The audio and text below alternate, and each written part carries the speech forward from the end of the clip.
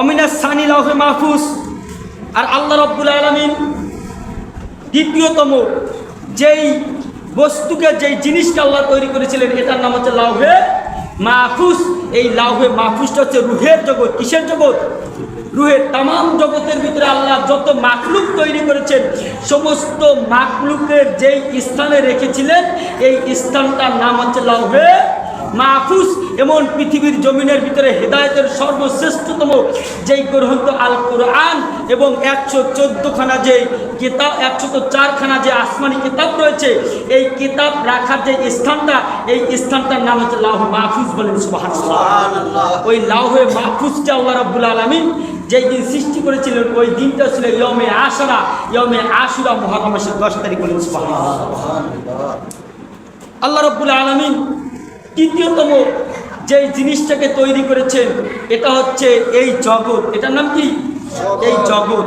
এই জগৎকে আল্লাহ রাব্বুল আলামিন, এই পৃথিবীকে, আরকে, সাত জমিনকে, সপ্তম আসমানকে আল্লাহ রাব্বুল আলামিন যেই দিন সৃষ্টি করেছিলেন, ওই দিনটাও ছিল ইয়মে আশুরা মুহররম মাসের 10 তারিখ। বলেন সুবহানাল্লাহ। সম্মানিত উপস্থিতি, শুধু তাই নয়, এই জগৎকে সুসজ্জিত করার জন্য আমার আল্লাহ রাব্বুল আলামিন এই পৃথিবীর জমিনের ভিতরে সাগর এবং মহাসাগর, উপসাগর, হাজার হাজার নদীনালা, লক্ষ লক্ষ খালবিল আর কোটি কোটি পুকুর পুষ্করণী ডুবা নালাকে আল্লাহ রাব্বুল আলামিন যেই দিন সৃষ্টি করেছিলেন, তৈরি করেছিলেন, ওই দিনটা ছিল ইয়মে আশুরা। বলেন সুবহানাল্লাহ। ওই দিনটা কি ছিল? ইয়মে আশুরা মুহররম মাসের 10 তারিখ।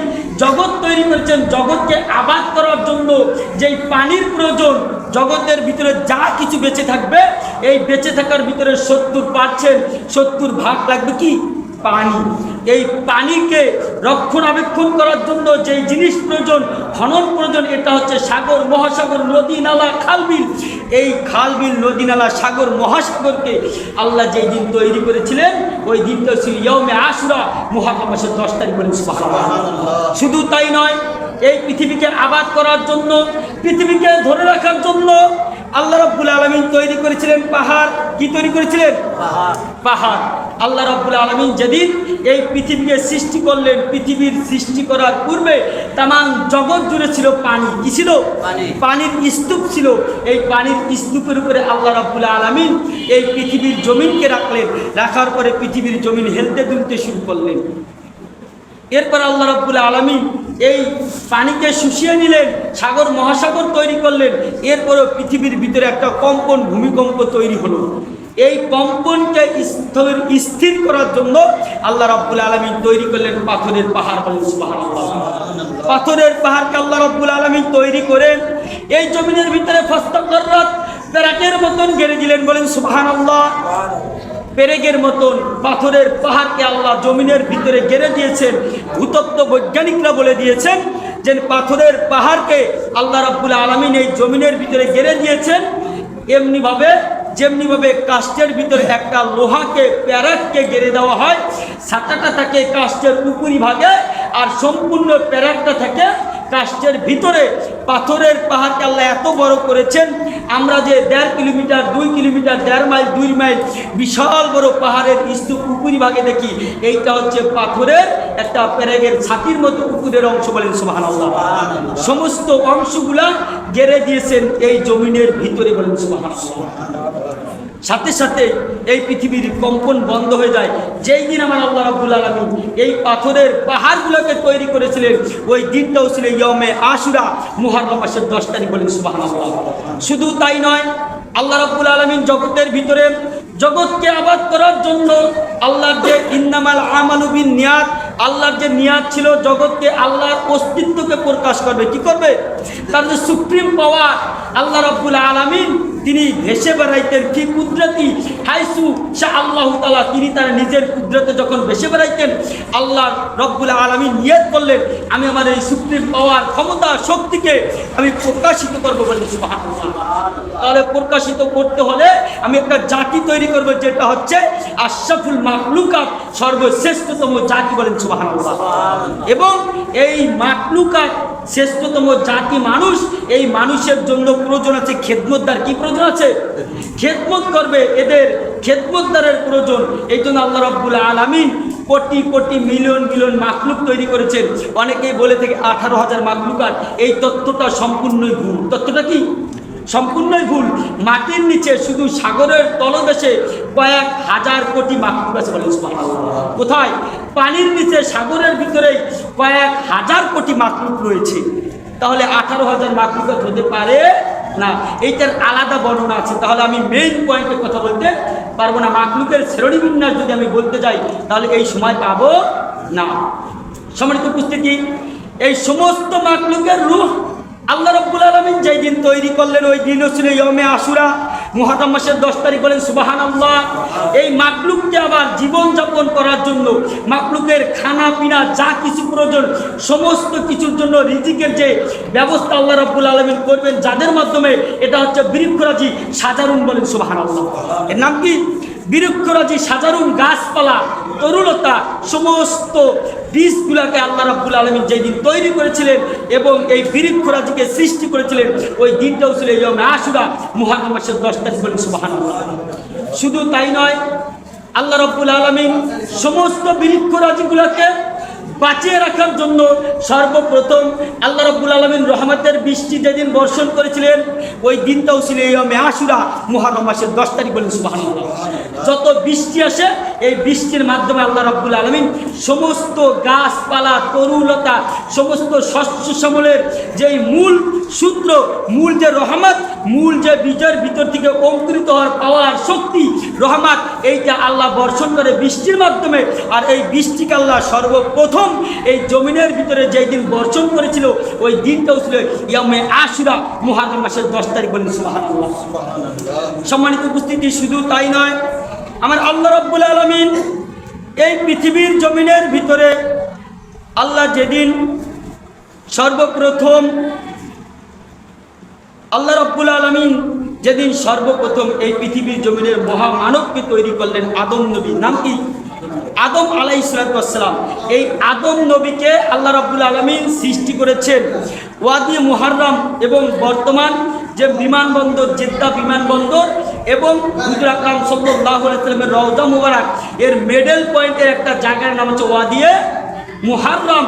এই ওয়াদিয়ে মুহাররম নামক স্থানে পৃথিবীর জমিনের 40 জায়গা থেকে 40 মুষ্টি মাটি এর একত্রিত করেছেন এবং ওই জায়গায় বসে আদম আলাইহিস সালামের বডিকে তৈরি করা হয়েছে। বলেন সুবহানাল্লাহ। যেদিন সর্বপ্রথম আল্লাহ রাব্বুল আলামিন আদম নবীকে তৈরি করলেন, বডি বানাইলেন, ওই দিনটাও ছিল ইয়মে আশুরা, মুহররম মাসের 10 তারিখ। বলেন সুবহানাল্লাহ।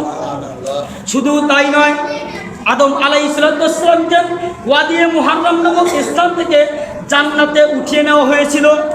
এই জান্নাতে যেদিন নিয়েছিলেন ওই দিনটাও ছিল ইয়মে আশুরা, মুহররম মাসের 10 তারিখ। আদম নবীকে যেদিন জান্নাতের ভিতরে বসে তার দেহের ভিতরে রূহ প্রবেশ করানো হয়েছে। কি প্রবেশ? রূহ ফুৎকার করা হয়েছে। যেই দিন রূহ তার দেহের ভিতরে দেওয়া হয়েছে ওই দিনটাও ছিল ইয়মে আশুরা, মুহররম মাসের 10 তারিখ। বলেন সুবহানাল্লাহ।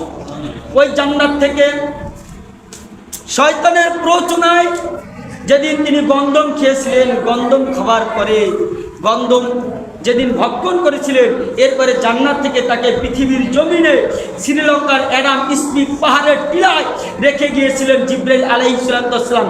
যেদিন তাকে পৃথিবীর জমিনে নামানো হলো ওই দিনটাও ছিল ইয়মে আশুরা, মুহররম মাসের 10 তারিখ। বলেন সুবহানাল্লাহ।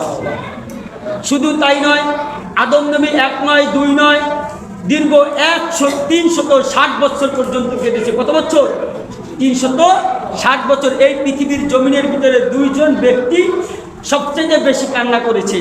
হাদিসের ভিতরে সাথে এই 2 জন ব্যক্তি যত বেশি কান্না করেছে, তামাম পৃথিবীর সমস্ত মাখলুকের কান্নাকে যদি একত্রিত করা হয়, এরপরে এই কান্নার চোখের জল যতটুকু হবে, কান্নার আবেগ প্রবণতা যত পাওয়ার যতটুকু হবে, এই 2 জন ব্যক্তির কান্নাকে যদি একত্রিত করা হয় তাহলে তাদের 2 জনের কান্নার অংশই বেশি হবে। বলেন সুবহানাল্লাহ।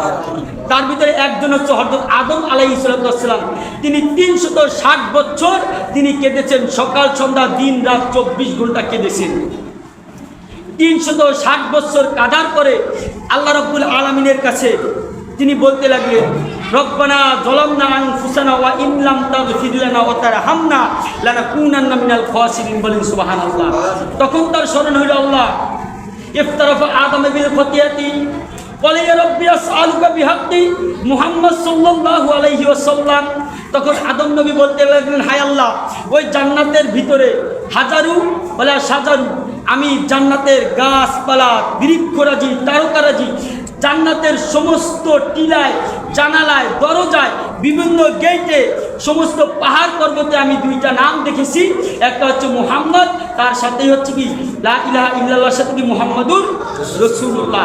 আপনার নামের সাথে আর একজন ব্যক্তি, আপনার দোস্তের নাম রব্বুল আলামিন, আপনার ওই দোস্তের উসিলায় ইফতারাফা আদম বিল খতিয়াতি, ওই দিন আদম আলাইহিস সালাম আল্লাহর কাছে তিনি ইস্তিগফার করেছিলেন, আল্লাহর কাছে ওসিলা তালাশ করেছেন।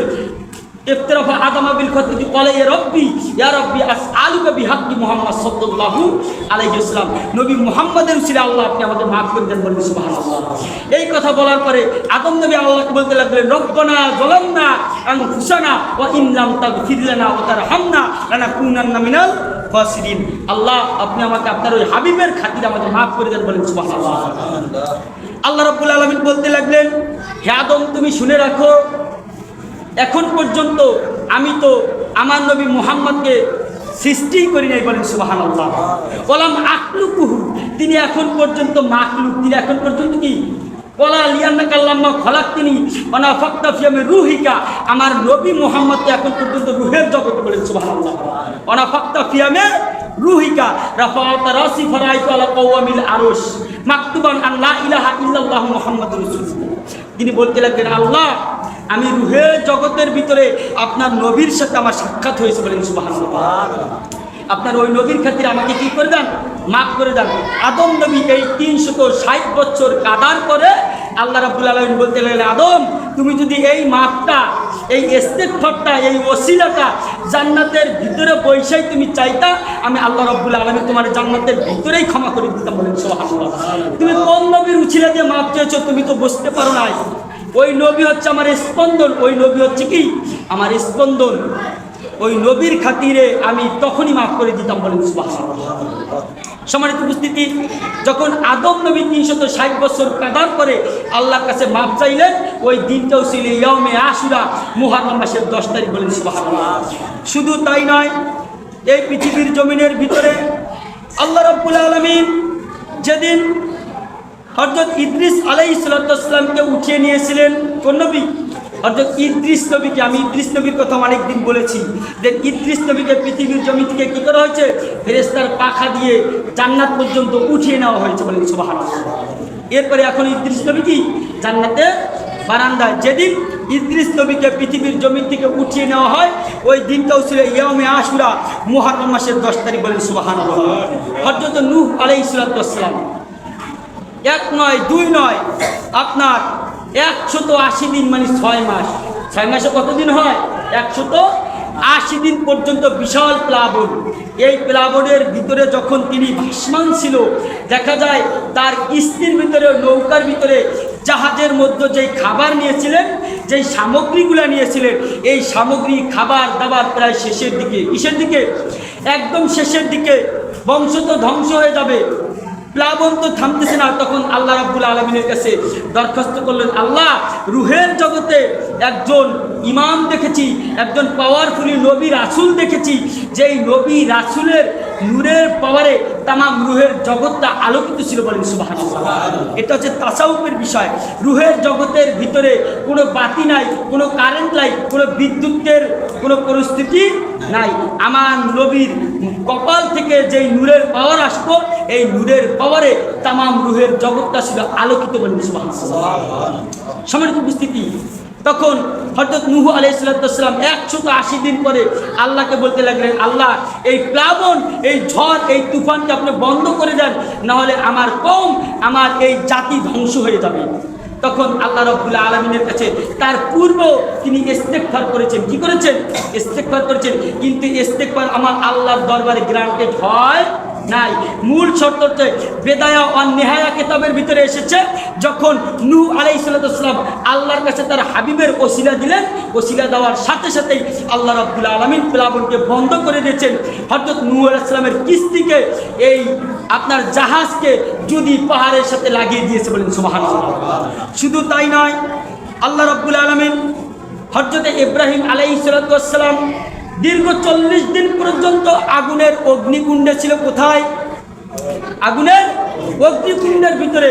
ওই আগুনের অগ্নিকুণ্ডের ভিতরে বসে আল্লাহ রাব্বুল আলামিনকে বলেছিলেন, আল্লাহ ইয়া রাব্বুল আলামিন, আপনার দোস্তের খাতিরে, আপনার হাবিবের খাতিরে আমার একজন স্বজাতি ভাই রয়েছে, আমার একজন সন্তান রয়েছে। রব্বানা ওয়াবআস ফীহিম রাসূলাম মিনহুম ইয়াতলু আলাইহিম আয়াতিহি ওয়া ইউযাক্কিহিম ওয়া ইউআল্লিমুহুমুল কিতাবা ওয়াল হিকমা। বলেন সুবহানাল্লাহ। ইয়া রাব্বুল আলামিন, আমার একজন স্বজাতি, আমার একজন সন্তান রয়েছে, আমার একজন স্বজাতি ভাই রয়েছে, আপনার বন্ধু রয়েছে।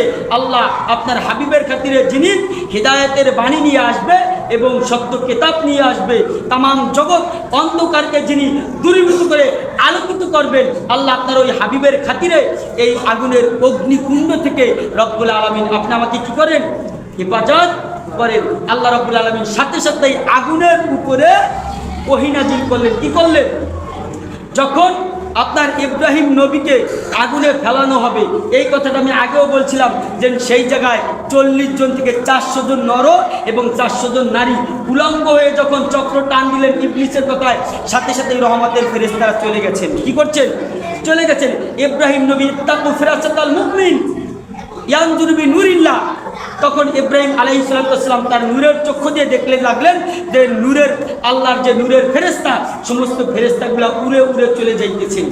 তখন তিনি বুঝতে পারলেন যে এখন আগুনের অগ্নিকুণ্ডে আমাকে নিক্ষেপ করা সম্ভব হবে, এত সময় ফেরেশতারা আমাকে হেফাজত করেছে। তখন আল্লাহর কাছে তার হাবিবের, তার বন্ধুর উসিলা দিয়া, তার পূর্ববর্তী পরবর্তী সন্তানের উসিলা দিয়ে তিনি কি করলেন? তিনি আল্লাহর কাছে পরিত্রাণ চাইলেন। আল্লাহ রাব্বুল আলামিন আগুনের উপরে নোটিশ জারি করে দিলেন, কুলনা ইয়া নারু কুনি বারদাও ওয়া সালামুন আলা ইব্রাহিম, হে আগুন তুমি ইব্রাহিমের প্রতি নাতিশীতোষ্ণ হয়ে যাও। বলেন সুবহানাল্লাহ। যেই দিন আগুনের উপরে এই নোটিশ জারি করলেন, হযরত ইব্রাহিম আলাইহিস সালামকে পরিত্রাণ দিয়েছিলেন, ওই দিনটাও ছিল ইয়মে আশুরা, মুহররম মাসের 10 তারিখ। বলেন সুবহানাল্লাহ। হযরত মুসা আলাইহিস সালামের উপরে আল্লাহ রাব্বুল আলামিন যেই দিন তৌরাত কিতাব নাযিল করেছিলেন, ওই দিনটাও ছিল ইয়মে আশুরা, মুহররম মাসের 10 তারিখ। বলেন সুবহানাল্লাহ। হযরত ইয়াকুব আলাইহিস সালাম তার হারিয়ে যাওয়া সন্তান হযরত ইউসুফ আলাইহিস সালামকে যেই দিন ফিরে পেয়েছিলেন, তার কোলের ভিতরে এবং তার চোখের উপরে ইউসুফ নবীর জামাকে দেওয়ার কারণে তার অন্ধ ভালো হয়ে গিয়েছিল, ওই দিনটাও ছিল ইয়মে আশুরা, মুহররম মাসের 10 তারিখ। বলেন সুবহানাল্লাহ। হযরত ইয়াকুব আলাইহিস হযরত ইউনুস আলাইহিস সালাম 7 বছর 7 মাস 7 দিন 7 ঘন্টা পর্যন্ত তিনি জেলের ভিতরে ছিল। কোথায় ছিল? জেলের ভিতরে ছিল। এই জেলের ভিতর থেকে যেই দিন তিনি পরিত্রাণ পেয়েছিলেন, ওই দিনটাও ছিল ইয়মে আশুরা, মুহররম মাসের 10 তারিখ। বলেন সুবহানাল্লাহ। হযরত ইউনুস আলাইহিস সালাম মাসের 4 প্রকারের অন্ধকার থেকে, কয় প্রকার? 4 প্রকারের অন্ধকার, পানির নিচের অন্ধকার এবং একটি মাছের পেটের অন্ধকার, একটি মাছকে অপর আরেকটি মাছ গিলেছিলেন, 2টি মাছের পেটের অন্ধকার, আমাবস্যার অন্ধকার। কেহ কেহ বলেছেন পানির নিচের অন্ধকার, মাছের পেটের অন্ধকার এবং রাতের অন্ধকার। এই 3 প্রকারের অন্ধকার থেকে আল্লাহ রাব্বুল আলামিন যেই দিন হযরত ইউনুস আলাইহিস সালামকে পরিত্রাণ দান করেছিলেন, ওই দিনটাও ছিল ইয়মে আশুরা, মুহররম মাসের 10 তারিখ। বলেন সুবহানাল্লাহ। হযরত আইয়ুব আলাইহিস সালাম দীর্ঘ 1 নয় 2 নয় 18 বছর পর্যন্ত তিনি কঠিন পীড়ায় ভুগতেছিলেন। কত বছর? দীর্ঘ 18 বছর পর্যন্ত। যখন এই পোকায় এক পর্যায়ে তামাম দেহ ছড়িয়ে গেলেন, এরপরে সর্বশেষের দিকে যখন জিহ্বায় লেগে গেলেন, কোথায়? জিহ্বায়। তখন আল্লাহ রাব্বুল আলামিনের কাছে তিনি একটা চিৎকার দিলেন, হায় আল্লাহ, আপনি যদি আমার জিহ্বাকে নষ্ট করে দেন, তাহলে আপনার নামের জিকির করা আমার দ্বারা সম্ভব হবে না। রব্বুল আলামিন আপনি এই পরিত্রাণ দান, আপনি আমাকে এই কঠিন পীড়া থেকে পরিত্রাণ দান করুন। আল্লাহ রাব্বুল আলামিন যেই দিন তাকে 18 বছর পরে পরিত্রাণ দান করেছিলেন, তাকে রোগ মুক্ত করেছিলেন, ওই দিনটাও ছিল ইয়মে আশুরা, মুহররম মাসের 10 তারিখ। বলেন সুবহানাল্লাহ। হযরত দাউদ আলাইহিস সালামকে আল্লাহ রাব্বুল আলামিন বিশেষ একটা সম্মান দিয়েছিলেন। জাবুর কিতাব তার উপরে নাজিল করেছিলেন। এই বিশেষ সম্মান আল্লাহ যেদিন দিয়েছিলেন ওই দিনটাও ছিল ইয়ামে আশুরা, মুহররম মাসের 10 তারিখ। বলেন সুবহানাল্লাহ। হযরত সুলাইমান আলাইহিস সালাম যেই দিন পৃথিবীর জমিনের ভিতরে বসে রাজত্ব পেয়েছিলেন তাম পৃথিবীকে রাজত্ব করার জন্য, শুধু একটি রাষ্ট্র নয়, তাম পৃথিবীকে রাজত্ব করার জন্য যেদিন তিনি পাওয়ার পেয়েছিলেন, রাজত্ব পেয়েছিলেন, ওই দিনটাও ছিল ইয়ামে আশুরা, মুহররম মাসের 10 তারিখ। প্রতিমধ্য এই সুলাইমান আলাইহিস সালামের রাজত্ব আবার ছুটে যায়। রাজত্ব কি ছুটে যায়? ছুটে যাওয়ার পরে পুনরায় আবার রাজত্ব যেদিন ফিরে পায় ওই দিনটাও ছিল ইয়ামে আশুরা, মুহররম মাসের 10 তারিখ। বলেন সুবহানাল্লাহ। হযরত ঈসা আলাইহিস সালাম এই পৃথিবীর জমিনে যেদিন আগমন করে ওই দিনটাও ছিল ইয়ামে আশুরা, মুহররম মাসের 10 তারিখ। নবী মুহাম্মদ রাসূলুল্লাহ সাল্লাল্লাহু আলাইহি সাল্লামের উপরে আল্লাহ সর্বপ্রথম যেদিন রহমত বর্ষিত করে ওই দিনটাও ছিল ইয়ামে আশুরা, মুহররম মাসের 10 তারিখ। বলেন সুবহানাল্লাহ। হুজুর আকরাম সাল্লাল্লাহু আলাইহি সাল্লাম যেদিন মক্কা থেকে মদিনায় হিজরত করেছিলেন ওই দিনটাও ছিল ইয়ামে আশুরা, মুহররম মাসের 10 তারিখ। খায়বারের যুদ্ধ যেদিন বিজয় হয়েছিল, খায়বারের যুদ্ধ হয়েছিল, এই যুদ্ধে যেদিন বিজয় লাভ করে মুসলমান ওই দিনটাও ছিল ইয়ামে আশুরা, মুহররম মাসের 10 তারিখ। বলেন সুবহানাল্লাহ। মাদায়েন এবং কাদিসিয়ানির ভিতরে একটি যুদ্ধ হয়েছিল। মাদায়েন এবং কাদিসিয়ানদের ভিতরে একটি যুদ্ধ হয়েছিল। ওই যুদ্ধের ভিতরে মুসলমানরা যেদিন বিজয় লাভ করেছিলেন ওই দিনটাও ছিল কি ইয়ামে আশুরা, মুহররম মাসের 10 তারিখ। বলেন সুবহানাল্লাহ। এই ঘটনাগুলা হচ্ছে আমাদের জন্য আনন্দদায়ক, আমাদের জন্য কি আনন্দদায়ক, হৃদয় উৎফুল্লের দিন। যেমন সমস্ত ঘটনাগুলো আমাদের জন্য উপকারী, আমাদের জন্য কি উপকারী। কিন্তু 61 হিজরিতে ইমাম হুসাইন রাদিয়াল্লাহু তাআলা আনহুকে যেদিন কারবালার প্রান্তে শহীদ করা হয় ওই দিন থেকেই ইয়ামে আশুরা, মুহররম মাসের 10 তারিখটা আমাদের জন্য হচ্ছে হৃদয় বিদায়ক দিন। কিসের দিন? হৃদয় বিদায়কের দিন। একদিক থেকে আমাদের জন্য কি এই দিনগুলো, এই দিনটা ছিল আমাদের জন্য আনন্দের দিন, উৎফুল্লের দিন। আমাদের জন্য ঈদ প্রকাশের দিন। ওই 61 হিজরির পর থেকে আমাদের জন্য হচ্ছে হৃদয় বিদায়ক দিন।